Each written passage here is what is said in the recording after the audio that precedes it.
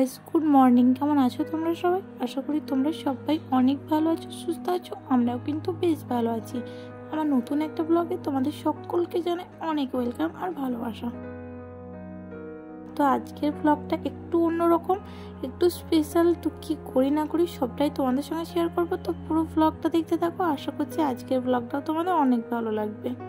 তো এখন বাজে প্রায় 10:30টার মতো।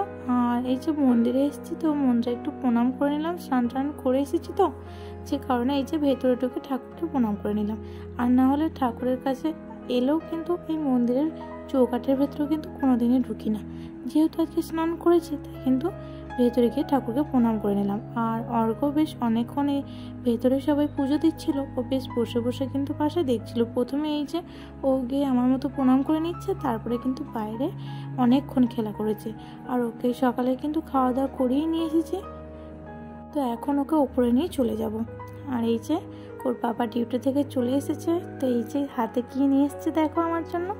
আর আজকে হচ্ছে আমার জন্মদিন। তো অর্কর বাবা এই যে ডিউটি থেকে আসার সময় না বলেই কিন্তু আমার জন্য একটা কেক নিয়ে এসেছে। তো ভেবেছিলাম হয়তো সেরকম কিছু হবে না, আর সত্যি বলতে সেরকমভাবে কিন্তু পালন করিনি। কি করে করব? ছোট বাচ্চা নিয়ে চাইলেও কিন্তু কাউকে ইনভাইট করব সেটাও কিন্তু হয় না। তাই ইচ্ছা থাকলেও কিন্তু কাউকে ইনভাইট করতে পারিনি। তো যাই হোক, অর্কর পাপাই যে ডিউটি থেকে আসার সময় আমার জন্য কেক নিয়ে এসেছে আর মিষ্টি নিয়ে এসেছিলো। আর কেকটা না আমাকে না বলে এনেছে বলে একটু রেগে গিয়েছিলাম, যদি পছন্দ না হয়। তবে যখন দেখলাম ভাবলাম আমি হয়তো নিজে পছন্দ করলেও এতটা সুন্দর হতো না। আমার কেকটা এতটাই পছন্দ হয়েছে। তো তোমাদের কেমন লেগেছে অবশ্যই কিন্তু কমেন্টে জানিও। তো এখন 6টা মতো বাজে। তো অর্কর বাবা এই যে কিছুটা ডেকোরেশন করেছিল।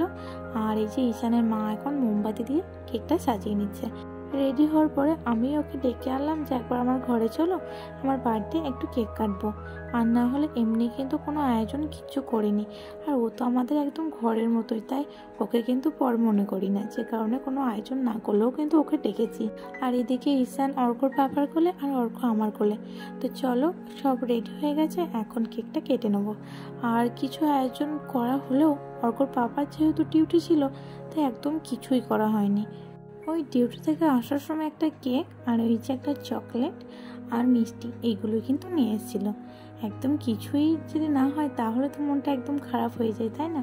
তো ওর দ্বারা যতটা সম্ভব হয়েছে ওইটুকু সময়ের মধ্যে ও কিন্তু অনেকটা করেছে। আর আমি কিন্তু এতে অনেক খুশি হয়ে গেছি।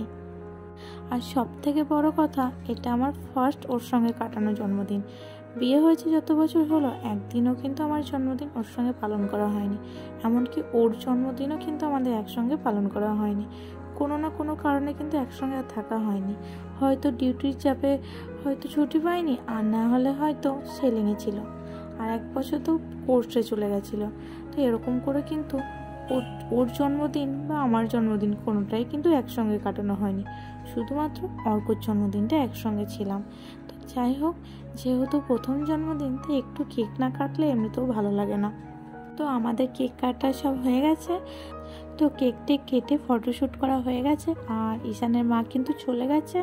আর এদিকে কেক আর কটা মিষ্টি যে বাঙালিগুলো থাকে নিচেতে, ওদের ঘরে একটু দিয়ে আসবো, সেরকম তো কিছু করিনি। আর আমরা না যে বাঙালিগুলো আছে এই যে 8 ফ্লোরে বা 6 ফ্লোরে, একদম নিজেদের মতোই। তো কারোর ঘরে কিছু হলে কিন্তু দিয়ে যায় বা আমরা দিই, এরকম করে কিন্তু বেশ ভালো লাগে। আর সত্যি বলতে না, একা খেতে কোনো জিনিসই একদম ভালো লাগে না। কাউকে দিলে সেই আনন্দটা যে কতটা বেড়ে যায়, যখন দিই তখন বুঝতে পারি। তো যাই হোক, এখন চলে এসেছি রেস্টুরেন্টে। তো একটু স্পেশাল করার জন্য এই যে চলে এসেছি বাইরে খেতে। আর অর্ককে রেডি করে নিয়েছি। আর এই যে রেডি হয়ে চলে এসেছি। আর এদিকে মেনু কার্ড দেখছি কি অর্ডার করা যায়। অর্কর পাপাও অনেক কিছু বলছিল, তবে আমার সেই একটা জিনিসই, ওই বিরিয়ানি ছাড়া আমি আর কিছুই বুঝি না। তো ওর পাপার ইচ্ছা হয়েছিল অন্য কিছু খাওয়ার। এবার আমি যেহেতু বিরিয়ানি খাবো, তো ও বললো বেশ ঠিক আছে, চলো দুজনে বিরিয়ানি খেয়ে নিই। আর বেশিরভাগ সময় কিন্তু আমরা চিকেন দম বিরিয়ানিটাই খাই, তবে আজকে কিন্তু আর ওটা নিইনি। তো যাই হোক, এই যে বিরিয়ানি চলে এসেছে, তো চলো এখন খেয়ে নেবো। আর অর্ককে কিন্তু খাওয়া দাওয়া করেই আমরা বেরিয়েছি। ওই কেকটা কেটে নিচে একটু ওকে খেলা করিয়ে গিয়ে ওকে খাইয়ে নিয়েছি।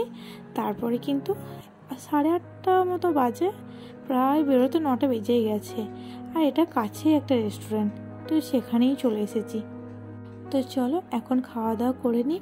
আর হ্যাঁ, আজকের বার্থডেটা এমনিতে যা কেটেছে তার থেকেও বড় কথা একটা স্পেশাল কিছু আমার সঙ্গে হয়েছে। আর সেটা হলো আমার জন্মদিনের পায়েস কিন্তু নিচে তো রেঁধে বলে নাকি খেতে নেই, আর অর্কর পাপার দ্বারাও সম্ভব নয়। আর বাড়িতে কিন্তু মা আমার জন্য পায়েস রেঁধেছে, তবে আমাকে কি করে পাঠাবে অত দূর থেকে।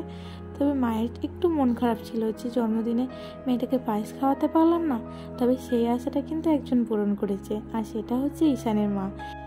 আমার বার্থডে জানার পর কেক কাটিংয়ের পরে যখন ঘরে যাই, তো তারপরে কিন্তু আমার জন্য পায়েস করে দিয়ে গেছে।